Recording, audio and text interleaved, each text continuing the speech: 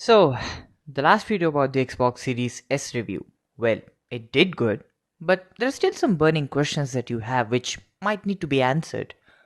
Since you have the questions, I have the answers. Hey guys, Cop Inferno here. Let's finish what we started.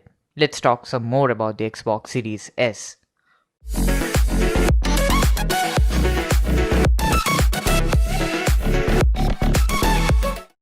Now, if you haven't seen the first video where I did answer some questions at the end, I'll link it in the description below. Let's start with the very first question. Why did I buy the Xbox Series S? So to begin with, let me make one thing clear. I could have afforded the Xbox Series X. In fact, up until the Series S was revealed, I was planning to get the Xbox Series X. See, I liked its monolith, tower-like look because hey, guess I didn't know by now I'm a PC guy. But when I first saw it in the early hands-on videos from Austin Evans where he disassembled the entire thing, that was when the bulb just went up in my mind about how wide the Series X really was. See, I don't mind a bit taller console, okay? It's just all about the girth. Around that time, rumors and renders were still floating around about the Series S kind of having the same design aesthetics. You know, the same squarish look but just cut in half and white. Hence I thought, heck, I'll just go with the Series X cause getting the Series S really won't save me much space. Of course there are some more reasons for sticking with Microsoft. I'll delve on those a bit later. Just stick around guys. Now my impressions all changed the day before the Series S was revealed because then the actual render started popping up showing a totally different design and how smaller it would be when compared to the Series X. So I'm someone who will say size matters. That's what she says too, alright? The difference is I'm speaking with respect to consoles. See, I want my consoles to be compact enough so that I can carry them anywhere I go because I'm still someone who prefers couch multiplayer over local multiplayer. With the Series S being so compact, I can carry it over to my friend's house and we can have a couch multiplayer party. Carrying an Xbox Series X, I think it won't be much of a chore, but it will certainly not be as easy as the Series S. This is one of the big reasons why I chose to go with the Series S over the Series X. So if I don't mind a taller console, why didn't I go with the PlayStation 5? It's tall, but not as wide as the Xbox Series X when upright, isn't it? Well, you're right. But hey, the PlayStation 5 hasn't been released here in India, at least for now. See, that's the problem with Sony, and it was expected. Look, I'm not trying to be too negative here, alright? I love Sony. In fact, I love anything gaming, and that counts E.T. the Extraterrestrial from the Atari 2600 as well, wink wink. See, India is a huge market for PlayStation and Sony as a whole. Well, let's just say the truth, alright? Most people who are looking for a gaming console in India buy a PlayStation, either by their own decision or after being suggested by friends or family. Very few people buy an Xbox here. Sorry Microsoft, but that's just the cold, bitter truth. But you know what? Time and time again, Sony has ignored or outright overlooked the Indian market, whatever you want to say. PlayStation 5 had a trademark dispute here in India, which was eventually settled and many assumed that that was the only roadblock for Sony and it will launch the PlayStation 5 at any given moment in India. Well, guess all those who assumed this were wrong. See, the prices have been announced, but the launch date? No. But wait, like I said, this ain't new. Go back into Sony's history in India with the PlayStation family and you will see a definite trend. Let's go back all the way to the PlayStation 2. It originally launched between March and November 2000. When did we receive it here in India? August 2003. PlayStation 3 now. When did it launch in the PAL territories? March 2007. When was it officially released in India? April 2007, which by comparison seems really fine but still a month late. Ditto PlayStation 4. It was launched in November 2013 and India got its official release in January 2014. So expect nothing less than a January 2021 window at minimum for an official India launch for the PlayStation 5 folks. And looking at how hot the market is for it, with unprecedented demand, low availability and of course scalpers everywhere, I won't be surprised if it arrives even late here. Play has no limits, that's what Sony says, right? Well, your wait for the PS5 has no limits if you're in India, at least for now. There, I said it. And I don't really feel good now after saying that. Well, unavailability is not the actual reason why I didn't want to go with the PlayStation 5 though. The actual reason is that I'm too intertwined with the Microsoft ecosystem. See, I'll take a classic example here, alright? Apple. Consider yourself buying a MacBook because someone suggested you to go with it. You get it, and as you go on using it, you feel that, yeah, there's something about this device, it's so good. Now you want to buy a new phone for yourself and someone suggests you to get an iPhone since you're already a Mac user. You get an iPhone and get the hang of it just like the Mac. Now remember that by now you have signed up for a lot of Apple services. iCloud and the Apple App Store by default, of course. Possibly Apple Music if you aren't into Spotify or YouTube Music. Apple's email client, and the list will keep on growing.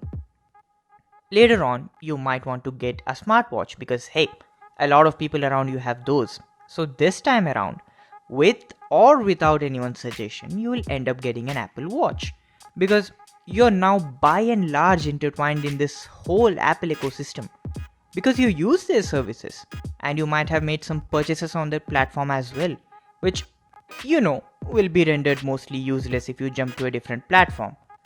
The same applies to gaming as well.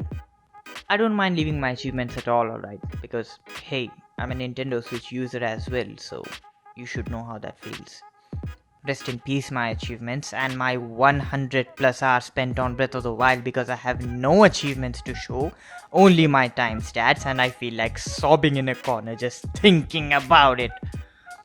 See, achievements won't really keep you inclined towards a specific gaming platform. Well, unless you're mad about platinum achievements and you have a boatload of those. Well, congratulations. It's your digital purchases which will make you mostly stay on a specific platform. I never purchased a single physical copy of a game while I had an Xbox One S. Every game that I purchased was through the Microsoft Store, well, as a digital copy. So, logic dictates that parting with physical copies of your games is easy, but you can't do that with digital games, can you? Plus, I have a PC as well, another product from the Microsoft ecosystem. And I love the Xbox Play Anywhere feature that's there for a lot of first-party Xbox games, where you can essentially carry a single copy of the game on either a PC or an Xbox, no matter on which particular platform you purchase them out of the two. And you'll also carry forward your game progress between those two platforms easily. Hence, I firmly decided to stick with the Xbox for now, or at least for the foreseeable future. Well, on to the next question now. Why is there so much negativity about the existence of the Xbox Series S? See, here's the thing that people don't understand. Microsoft, though they have kind of misguided their user base about the Series S doing 1440p 60fps, while for now it's doing mostly 1080p 60fps for a majority of games, they have never stated that this is their flagship console. That will always be the Series X. That's where their focus was. That's the reason why there was not much of a coverage on the Series S until the launch time closed in. So why does the Series S exist then? Well, there are a lot of people out there who might prefer a console with next-gen hardware, albeit in a smaller footprint like I do, or who just don't want to shell out close to $500 for a new console in the current situation. See, the pandemic has caused many losing their jobs or receiving pay cuts or even brought down the economy in most countries. Of course, Microsoft didn't see this coming in hindsight while developing the console, it just so happened. The Series S is majorly targeted at this particular demographic, who don't want to shell out a lot of money for a next-gen gaming experience. Well, kind of. Also, keep in mind that you can't get or assemble a gaming PC with brand new parts, complete with some sort of ray tracing at the price point at which the Series S is being offered. Hell, you can't even get a brand new PC that supports ray tracing even in the price range of the Series X. One more reason why so much negativity is being thrown at the Series S, at least in India, is because of its price. See, for those who don't know, the Xbox Series S costs Rs 34,990 here in India, which roughly translates to around 475 US dollars. That's almost close to the Series X price category in the States. I got it for a bit cheaper though, at around Rs 30,000. So you can add that to the list of reasons why I got the Series S too. Anyways, price. Yes, it's definitely a genuine reason for the outcry. But why is the price so high, you ask?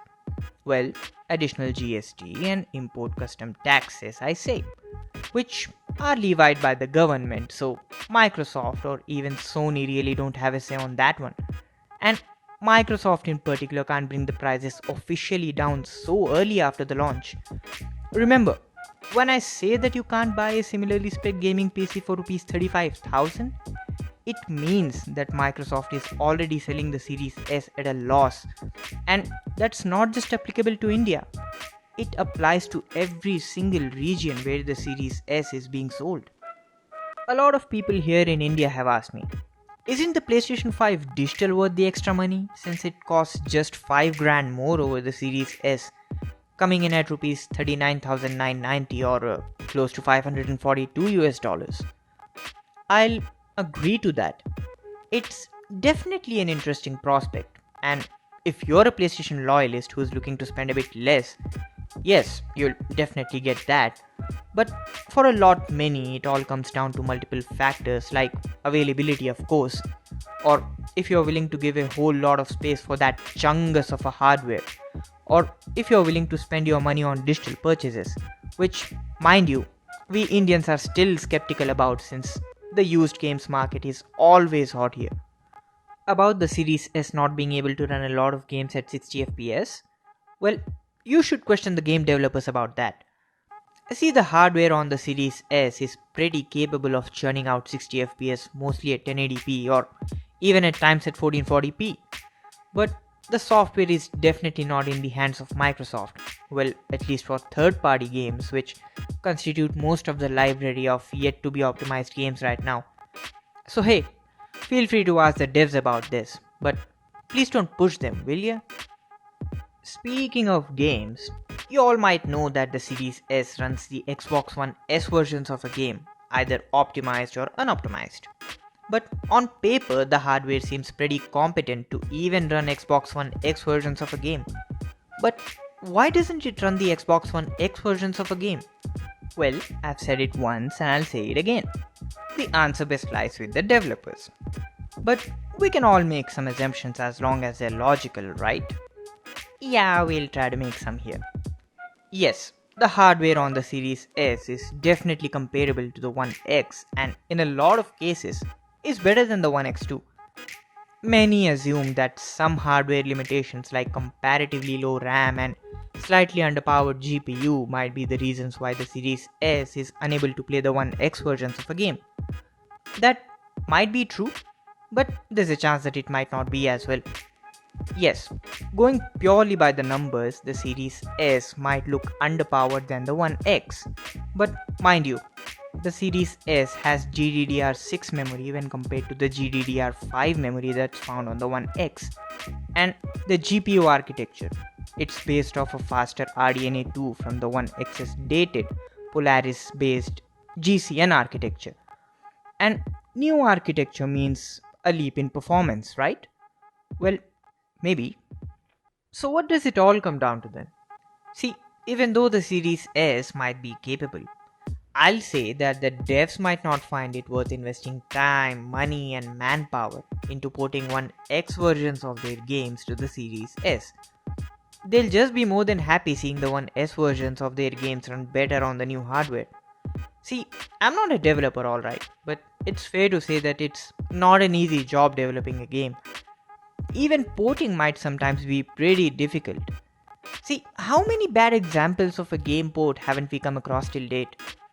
The most difficult platform for a developer would definitely be a PC. That's a stuff of nightmares.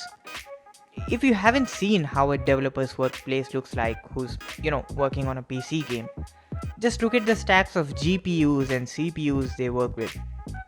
Diversity in terms of hardware often leads to a lot of time and work to be put into, to get the desired results. Game developers had a clear advantage when it came to consoles though. A single type of hardware per developer, nothing more than that. But with the last generation and a couple of different PlayStation 4s and Xbox One line of consoles, that one advantage was also kind of taken away from the devs, with them now being asked to develop two different variants of their games for each family of home consoles. That means difference in textures, different levels of optimizations, etc. That means more money being poured by the developers, more manpower being involved. With the current generation, Sony essentially gave that advantage back to the devs, but Microsoft still has two different hardware variations this time around as well. So, looking at this purely from a business standpoint for most companies, it doesn't really make a lot of sense to pour time, energy, and money to redesign textures, optimize the frame rate, and do all the nitty gritty stuff to an existing game that, runs just fine. See, if it ain't broke, don't fix it. Developers like Playground Studios and Coalition, who voluntarily decide to optimize their existing games, are some exceptions to this case. But most of such devs are just reworking the 1S versions of their games rather than entirely porting the 1X versions, which, might pose a different challenge altogether. Who knows? So, will there be a successor to the Xbox Series S later down the line? Or, a more smaller revision? No, I don't think so. See, they might still do it, but I really don't think that'll happen. See, digital is the future, alright. Everyone knows that. Microsoft, Sony, devs, everyone. I firmly believe that the Series S was just a test mule to see how people are receptive to that digital future. And there will be a hardware revision coming 3 to 4 years down the line, of course, but it will only result in a revision of the Series X, with it most probably losing the disk drive and, shrinking down in size. Phil Spencer, time and time again, has stated that cloud based gaming has a great future. So, Microsoft might try bringing in a streaming device as a replacement to the Series S. That's a definite possibility. But yeah, enjoy the Series S while it lasts, because I don't think you will see a brand new cheap Xbox in the future. That's it for this video. I hope you liked it. Well, if you did like it, please do consider to hit a like and also check out the other videos that I've posted. If you've bought the Series S, please do let me know in the comments about your experience so far. Also consider subscribing to the channel for more such content. Thank you for watching, and I'll see you in the next video. Here's Cop Inferno, signing off.